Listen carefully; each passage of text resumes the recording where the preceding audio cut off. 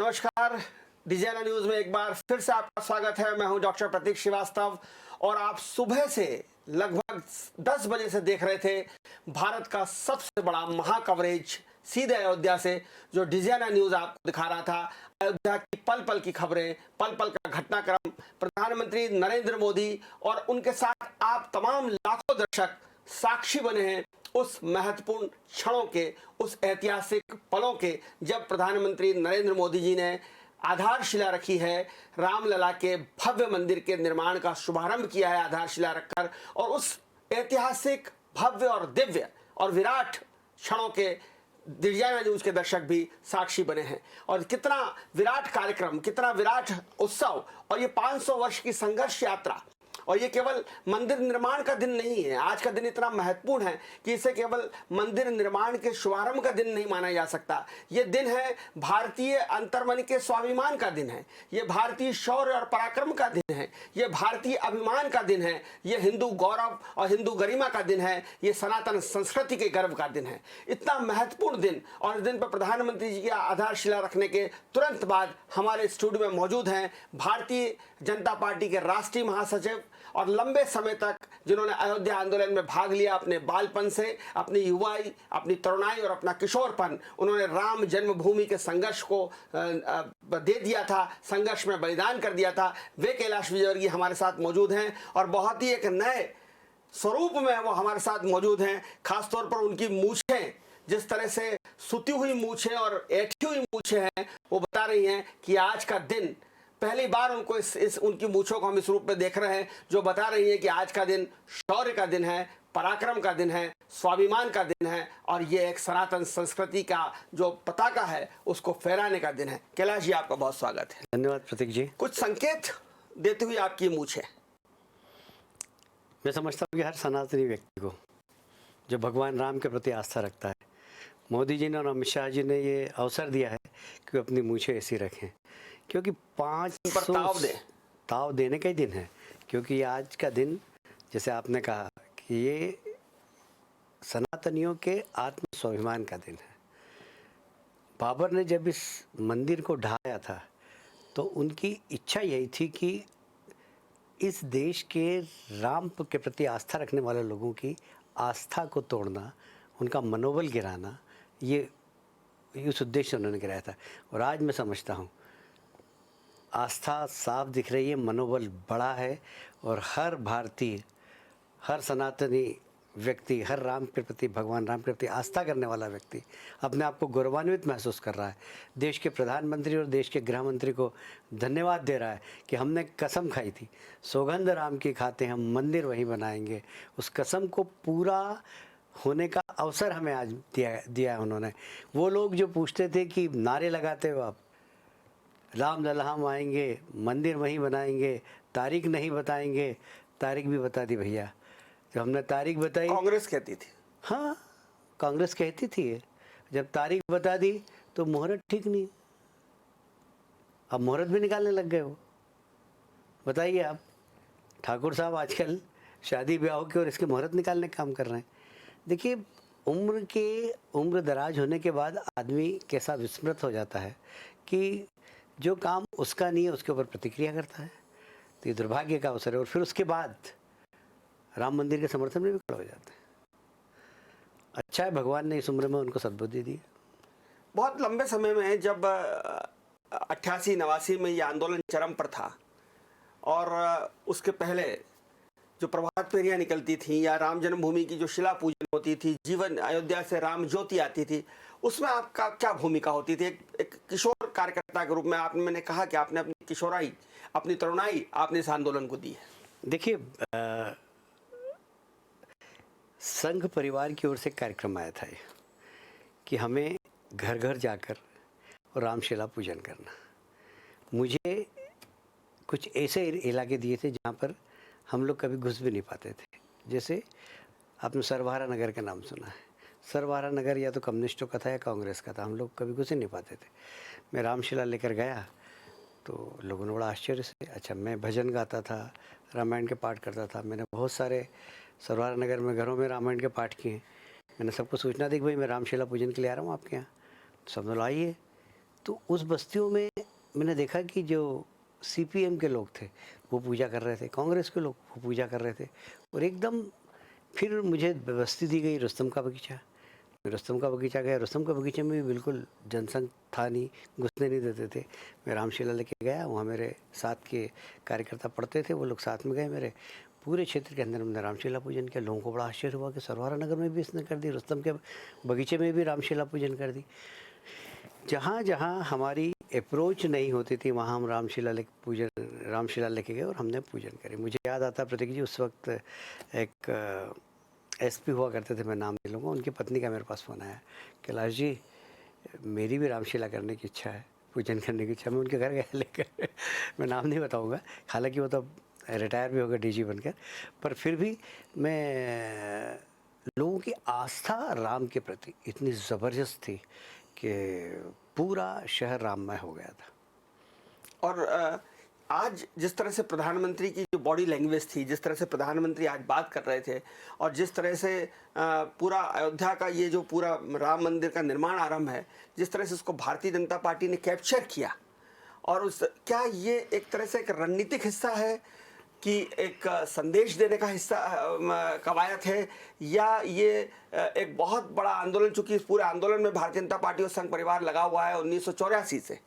तो क्या ये वो माना जाए कि ये पूरा एक मैसेज देने का काम किया प्रधानमंत्री जी ने कि 5 अगस्त जब कश्मीर से धारा 370 हटाई, 5 अगस्त जब राम मंदिर का हमने निर्माण शुरू किया, और अगला चुनाव जब तक आएगा तब तक भव्य मंदिर बन जाएगा, ये वो रणनीति हिस्सा है? देखिए, आप कुछ भी सोचें इसको, पर हमने जो जनता से वादा किया था, हमने जो कसम खाई थी, हमने जो सौगंध खाई थी कि हम सौगंध राम की खाते हैं, मंदिर वहीं बनाएंगे। और आप तो ये भी कहते थे बच्चा बच्चा राम का अयोध्या के काम का। बिल्कुल कहते थे, कई इस बच्चों ने बलिदान भी दिया है। अब पूरा 492 साल का इतिहास उठा कर देख लिए, राजा मेहताब सिंह से लेकर कलकत्ता के कोठारी बंधु तक जो बलिदानियों की संख्या वो लाखों के अंदर है। ऐसा माना जाता है कि ढांचा जो खड़ा किया था मेहताब सिंह जी ने जब अपनी 1,10,000 सेना भेजी थी, आपको शायद मैंने बहुत कम लोगों में पढ़ा, पर मैंने एक इतिहास में पढ़ा है कि राम मंदिर पे कई बार हिंदू राजाओं ने कब्जा किया, पर ज़्यादा देर तक नहीं रह पाया। जब मेहताब सिंह भी आए, उन्होंने कब्जा कर लिया था, पर मुगलों की 10 लाख सेना आ गई और वो 1 लाख सेना को उन्होंने चारों तरफ से घेर के मार दिया। और एक साधु महात्मा थे, उन्होंने भी एक सेना बनाई, सारी 13 अखाड़ों की सेना बना के गए थे। हाथ में भाला और दूसरे हाथ में माला वो लेकर गए थे। वो भी ऐसे बहुत सारे लोग थे, सूर्यवंशी राजपूत, 20,000 लोगों की सेना गई थी, वो भी सब राजपूतों ने। महिला छत्रानियां भी वहाँ युद्ध लड़ी, रानी राजकुंवर महारानी साहब वो खुद गई थी, महिलाओं की सेना लेकर गई थी। तो आप इतिहास देखेंगे तो बहुत लोगों ने इस मंदिर पर अपना बलिदान दिया है। और मैं समझता हूँ आज का दिन देश के लिए 15 अगस्त जैसा महत्वपूर्ण दिन है हमारा, देश की स्वतंत्रता दिलाने का, स्वाभिमान दिवस के रूप में, वैसे ही पूरे सनातनियों के लिए आत्म स्वाभिमान का दिन है, आत्म गौरव का दिन है। आज प्रधानमंत्री का जो आक्रामक तरीका था, जिस उन्होंने, उनके व्यक्तित्व में आज बहुत सारी खूबियां देखने को मिल रही थी। जब वो भगवान हनुमान जी के सामने थे तो एक सेवक की तरह थे, राजा राम के सामने थे तो उन्होंने दंडवत प्रणाम किया, और जब वो मंच से संबोधित कर रहे थे तो एक राष्ट्रनायक के, उद्दीप्त राष्ट्रनायक के रूप में वो संबोधित कर रहे थे। वो जो बॉडी लैंग्वेज जिसका मैं जिक्र कर रहा हूँ, वो कहीं ना कहीं संदेश दे रही थी बिहार चुनाव को लेकर, महाराष्ट्र को लेकर, और जिस तरह से कांग्रेस ने भी अब एक तरह से राम भक्ति का एक नया मॉडल प्रस्तुत किया है। भगवाधारी हो गए कमलनाथ जी, और प्रियंका जी ने भी खुद को जो है रामलला का भक्त बताया है। तो ये मनीष तिवारी हनुमान चालीसा पढ़ रहे हैं, ये जो परिवर्तन, इसको किस तरह से आप रेखांकित करेंगे? पहले प्रधानमंत्री की बॉडी लैंग्वेज और फिर कांग्रेस का राम भक्त होना। प्रतीक जी, बहुत सटीक प्रश्न आपने किया है। मैं सिर्फ आप जैसे विद्वान पत्रकार से बात कर रहा हूँ। ये इस देश की राजनीति का टर्निंग पॉइंट है। देश की राजनीति अब हिंदुत्व की ओर बढ़ गई।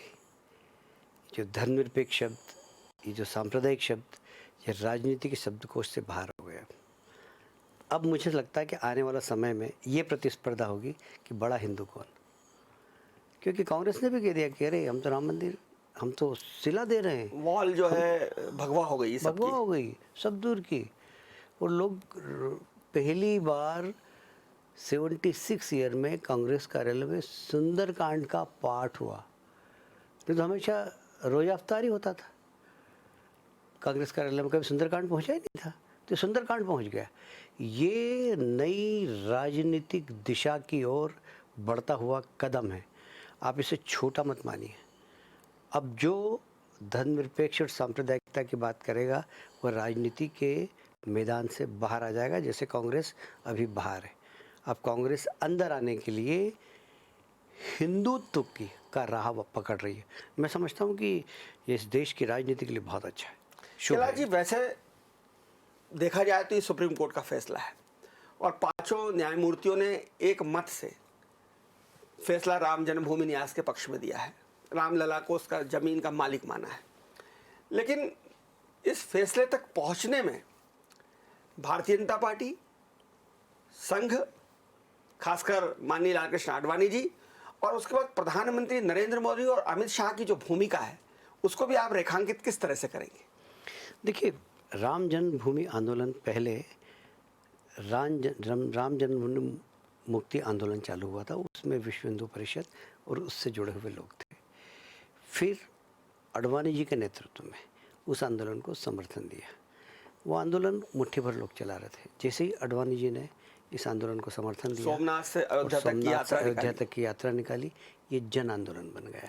यदि राम जन्मभूमि के आंदोलन को जन आंदोलन बनाने का किसी को श्रेय जाता है तो लालकृष्ण आडवाणी जी को जाता है।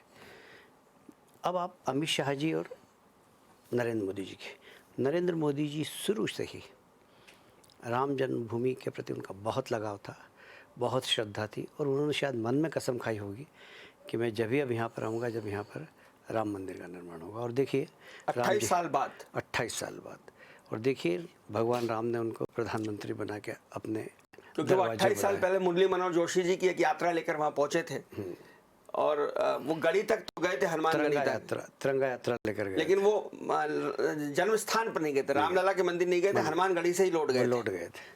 तो ये उनका संकल्प होगा, मुझे लगता है। किसी को पता है नहीं, हम लोग अंदाज ही लगा रहे हैं, क्योंकि उस वक्त वो मंदिर नहीं गए और इस बार जैसे ही निमंत्रण मिला वो मंदिर गए। लोगों ने बहुत टीका अपने टिप्पणी पहले की, प्रधानमंत्री काल में भी एक बार भी वो अयोध्या गए लेकिन मंदिर नहीं गए। मंदिर नहीं गए वो। तो मेरा ख्याल है ये संकल्प होगा उनका, और संकल्प सिद्धि की ओर जब पहुंचता है तो लगता है कि आदमी के संकल्प में ताकत है। संकल्प दिल से लिया गया है और उस संकल्प के पीछे ईश्वर की शक्ति है। देखिए कैलाश जी, आप राजनीतिक कार्यकर्ता हैं, राजनीतिक पार्टी चलाते हैं, पार्टी के राष्ट्रीय महासचिव हैं, इसलिए मैं आपसे ये नहीं सुनना चाहूँगा कि ये कोई आप अलग से जवाब दे, जो दिल में है आप वो बोलें। क्या इसका बिहार चुनाव में, बंगाल चुनाव में भारतीय जनता पार्टी को फायदा मिलेगा? देखिए, मैं एक बात बोलता हूँ प्रतीक भाई, कोई भी राजनीतिक कार्यकर्ता कुछ भी काम करता है उसका समाज में असर होता है। यदि वो पेड़ लगाता है तो लोग कहते हैं कि नहीं भाई पर्यावरण के लिए काम कर रहा है। यदि वो गरीबों की सेवा करता है तो लोग करता है कि नहीं भाई दीन दयालों की सेवा कर रहा है, उसका समाज में असर होता है। जब वह धार्मिक आयोजन में भी जाता है, जब वह ऐसे कार्यक्रम में जाता है तो निश्चित रूप से उसका असर होता है। और उसका राजनीतिक लाभ हो, नहीं हो, नुकसान हो, ये भी हो सकता है, हानि भी हो सकती है, पर हाँ उसका असर तो पड़ेगा। और मैं समझता हूँ कि इस देश की राजनीति में जिस तरीके से करवट ली, सिर्फ राजनीति नहीं, समाज के हर क्षेत्र में इसका, जनजीवन में इसका बहुत असर पड़ेगा, बहुत ज़बरदस्त असर पड़ेगा। और अगर मैं अर्थव्यवस्था की बात करूं, अयोध्या कितना बड़ा एक पर्यटन स्थल बनेगा और रोजगार के लिए कितनी बड़ी अवसर बनेंगे, ये इसकी आप चूँकि बहुत समय तक आप मध्य प्रदेश में मंत्री रहे हैं, तो क्या इसका आप अंदाज लगा पाते हैं कि किस तरह का ये स्थान बन सकता है? क्या ये तिरुपति बालाजी के समकक्ष इसकी अर्थव्यवस्था बनेगी? देखिए, हम किसी की कल्पना, किसी की तुलना किसी से नहीं कर सकते। बाकी मैं इतना कह सकता हूँ कि भगवान राम का मंदिर जिस प्रकार आज दुनिया में, मेरा ख्याल है किसी ने आकलन किया कि नहीं किया, पर इस भूमि पूजन को सारे विश्व ने देखा है, सारे विश्व में। वो सर्वाधिक लोगों द्वारा देखा गया ये कार्यक्रम होगा मुझे लगता है, क्योंकि मेरे पास अमेरिका में मेरे बहुत सारे दोस्त हैं, कनाडा में हैं, मलेशिया में हैं, सब दोनों ने फ़ोटोग्राफ्स भेजे मुझे कि हम लोग देख रहे हैं, पीली टी शर्ट पहनकर लोग देख रहे हैं। इसका असर तो बहुत ज़बरदस्त है, पर इसको हम किसी से तुलना नहीं कर सकते कि तिरुपति बालाजी या साईनाथ। मेरा ऐसा मानना है कि अयोध्या अयोध्या है, भगवान राम राम है। इस देश की आस्था, इस देश का जुड़ाव और इस देश की पहचान राम के नाम से, क्योंकि मर्यादा पुरुषोत्तम राम है। वो राम एक ऐसा व्यक्तित्व है कि भाई हो तो कैसा हो, राम जैसा हो, पति हो तो कैसा हो, राम जैसा हो, राजा हो तो कैसा हो, राम जैसा हो, दोस्त हो तो कैसा हो, राम जैसा हो। तो राम एक आदर्श है और इस समाज की आत्मा है, इस समाज के प्राण है, इस समाज का आदर्श है, और इसलिए ये अपने आप में एक भव्य राम मंदिर ही होगा जिसकी आप किसी से तुलना नहीं कर सकेंगे, चाहे वह आस्था के लिए हो, चाहे वह अर्थव्यवस्था के लिए हो, चाहे वो रोजगार के लिए हो, चाहे वो पर्यटक के लिए हो, पर्यटन के लिए हो।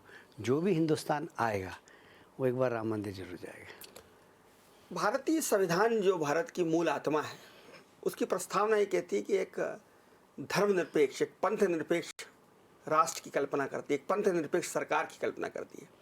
इसलिए जब सोमनाथ मंदिर के शिलान्यास की बात आई तो गृह मंत्री सरदार पटेल और प्रधानमंत्री नेहरू में बहुत ज़बरदस्त मतभेद थे। नेहरू जी उस सोमनाथ मंदिर में शामिल नहीं हुए, उन्होंने विरोध था उनका। राजेंद्र प्रसाद जी प्रथम राष्ट्रपति गए, सरदार पटेल गए। लेकिन आज जिस तरह से पूरी सरकार, पूरी केंद्र की सरकार और पूरी उत्तर प्रदेश की सरकार अयोध्या में रामलला के सामने नतमस्तक थी, पूरी तरह से सरकार वहाँ समर्पित थी, तो क्या संविधान की उस प्रस्तावना को हमने दरकिनार कर दिया है? संविधान के प्रस्तावनाओं को ठीक तरीके से समझा ही नहीं गया। पंडित जवाहरलाल नेहरू जी ने उस प्रस्तावनाओं को गलत दिशा दे दी। धर्मनिरपेक्षता कुछ भी नहीं होती। सेक्युलरिज्म का उन्होंने हिंदी धर्मनिरपेक्ष कह दिया। भाई साहब, धर्म हमारे भारतीय संस्कृति की प्राण है। आप पत्रकार हैं, पत्रकारिता आपका धर्म है। मैं राजनीति करता हूँ, राजनीति मेरा धर्म है। प्रोफेसर हैं आप, प्रोफेसर ही आपका धर्म है। धर्म निरपेक्ष आदमी कैसे हो सकता है? धर्म निरपेक्ष तो पशु हो जाएगा फिर। इसलिए पंडित जवाहरलाल नेहरू ने जो धर्म निरपेक्ष करके संविधान की प्रस्तावना का जो उन्होंने उदाहरण दिया, वो एग्जाम्पल दिया, मैं उससे सहमत नहीं हूँ। राजनीति इस देश की उसी दिन से दिशाहीन हो गई, और आज मैं कहता हूँ कि वास्तव में संविधान की प्रस्तावना का सही अर्थ यही है जो आज से प्रारंभ हुआ, जो मोदी जी ने संदेश दिया था। उन प्रधानमंत्री जी ने देश को गुमराह किया था, ये प्रधानमंत्री देश की राजनीति को सही दिशा में। क्या राजनीति अब धर्म आधारित हो जाएगी? मैं फिर कह रहा हूँ कि धर्म आधारित व्यक्ति ही होना चाहिए, चाहे वो विपक्ष में भी क्यों नहीं हो, क्योंकि धर्म यानी कर्तव्य होता है। भाई साहब, धर्म यानी क्या है? कर्तव्य है।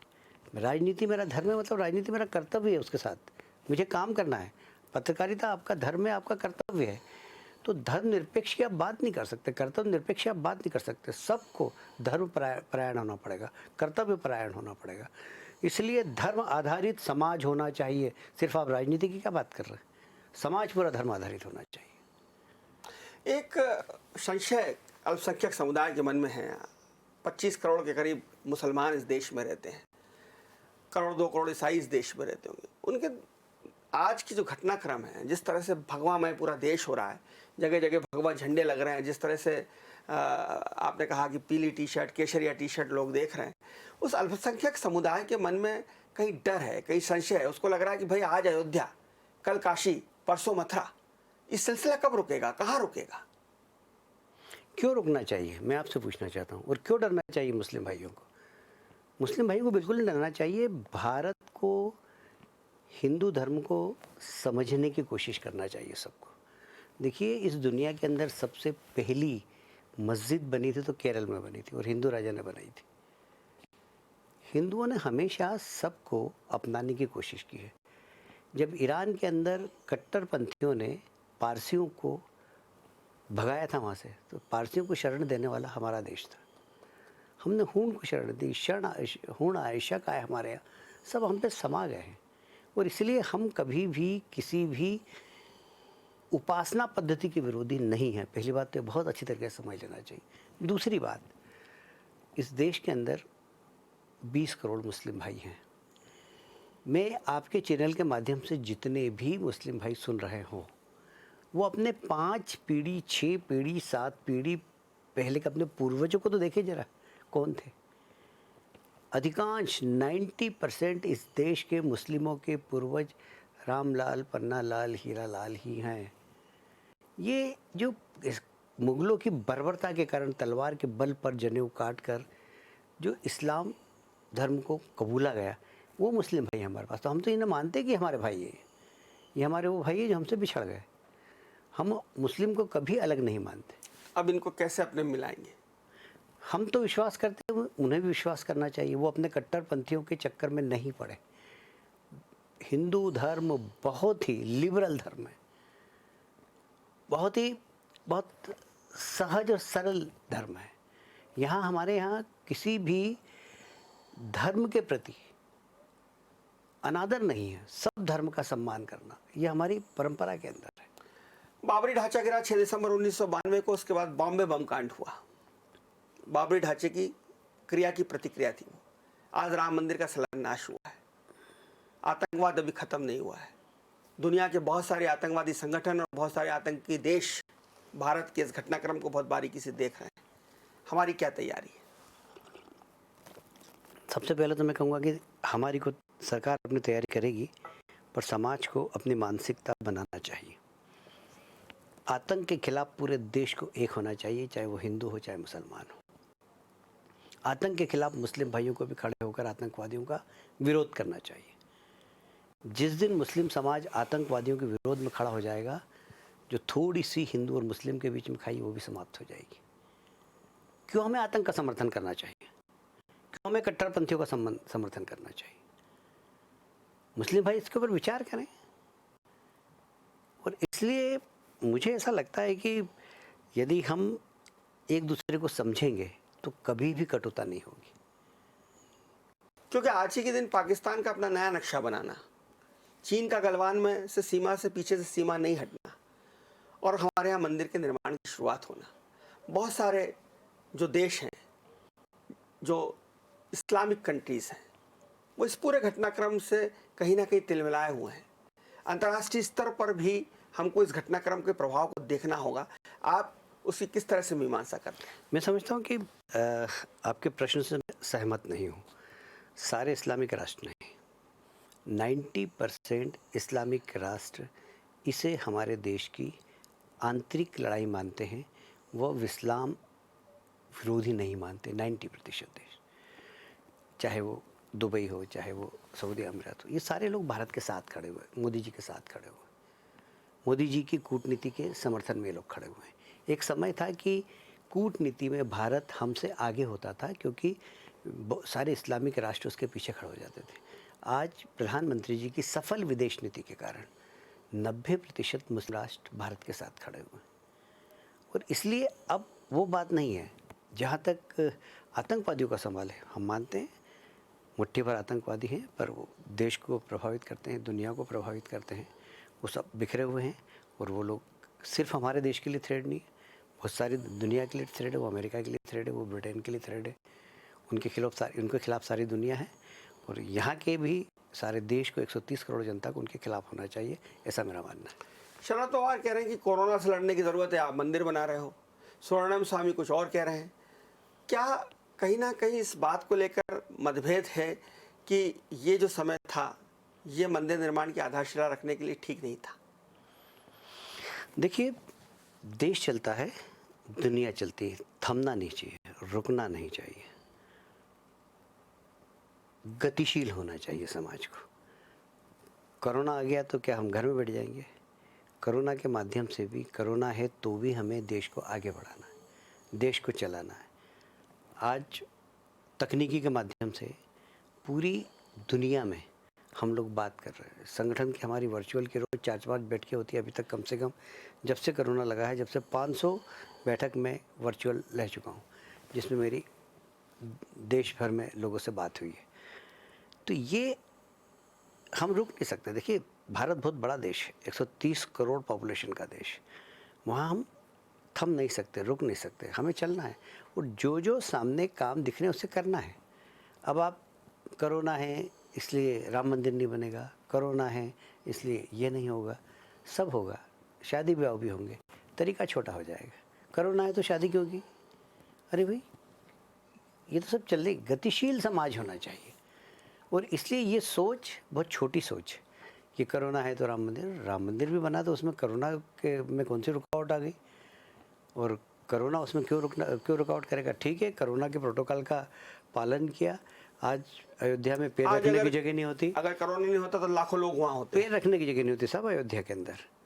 तो कोरोना के प्रोटोकॉल का ही पालन किया और राम मंदिर का भी निर्माण हो रहा है। देश रुक जाएगा क्या? समाज रुक जाएगा?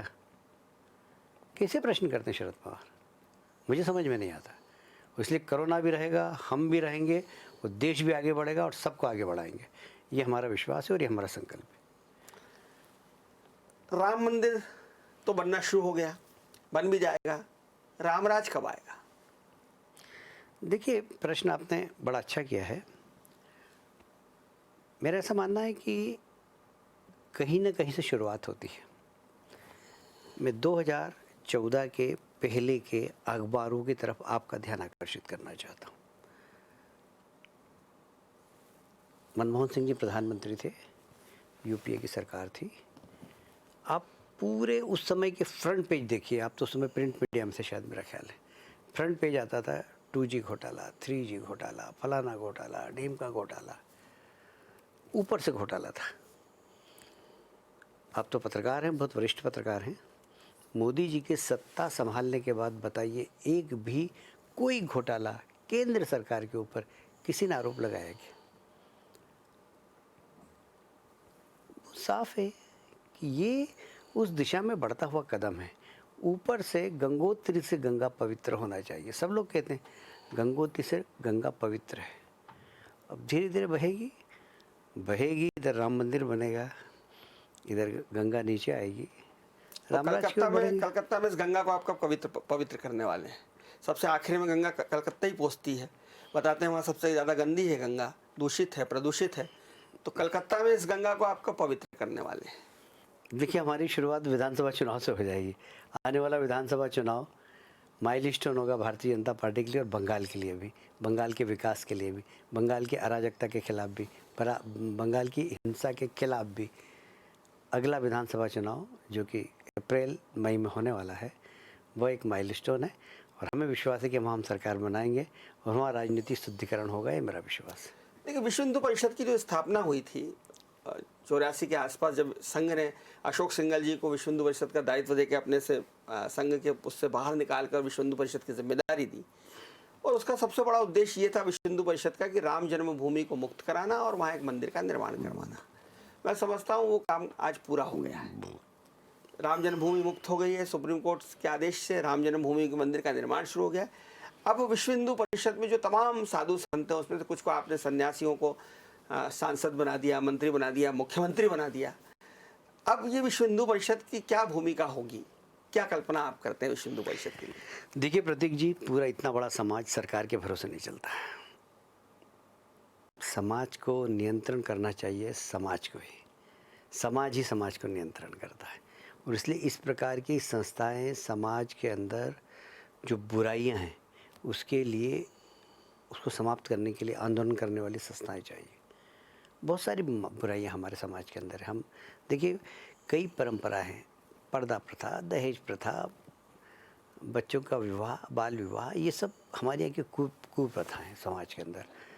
ये समाप्त होना चाहिए। सती प्रथा समाप्त होगी किसी ज़माने में, बहुत ज़बरदस्ती। राजा राम मोहन राय ने उसके लिए आंदोलन किया, समाज जागृत हुआ, सती प्रथा आप समाप्त। संत समाज से उम्मीद कर रहे हैं कि वो समाज को नियंत्रित करेगा? हमेशा कभी भी सरकार ने समाज को नियंत्रित नहीं किया है, भारत की विशेषता है। भारत के अंदर हमेशा समाज को नियंत्रित करने का काम समाज के लोगों ने ही किया, ये भारत की विशेषता है। सरकार का काम सिर्फ गवर्नेंस करना है, फैसिलिटेशन देना है। बाकी समाज को यदि नियंत्रण करता है तो समाज ही करता है, समाज के लोग ही करते हैं। हमारे यहाँ पंचायत किसी ज़माने में कितनी ज़बरदस्त हुआ करती थी कि न्यायपालिका में लोग जाते नहीं थे, पंचायत जो फैसला सुना देती थी लोग मान लेते थे। पंच परमेश्वर है ये माना जाता था। भारत की आप विरासत उठा कर देखिए, हमारे यहाँ सहकारिता सबसे ज़बरदस्त हमारे देश के अंदर थी।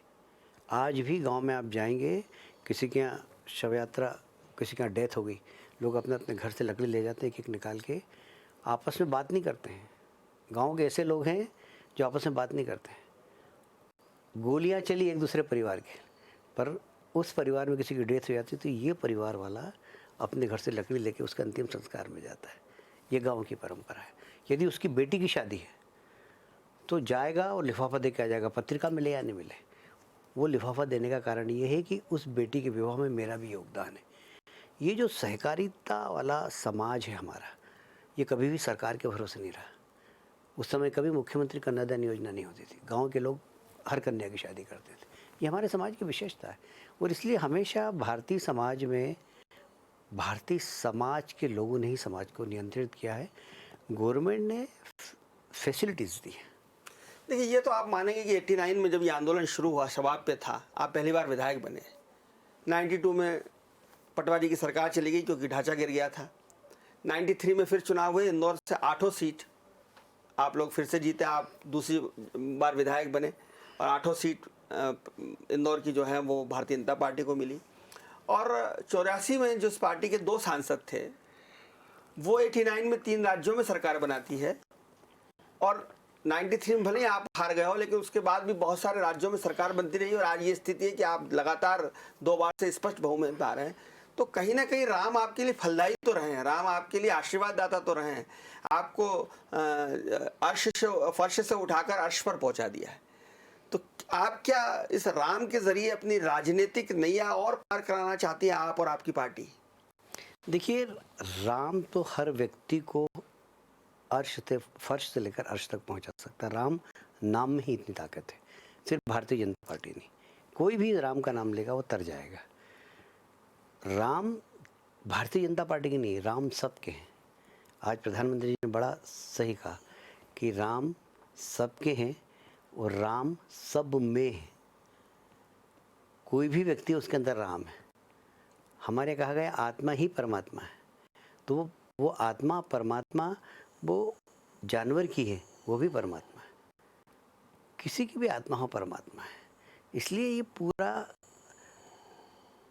जो संसार है ना, ये पूरा राममय है। मैं चौपाई भूल रहा हूँ, एक बड़ी अच्छी है, सिया राममय सब जग जाने, सिया राममय सब जग जाने। पूरा जग सिया राममय है।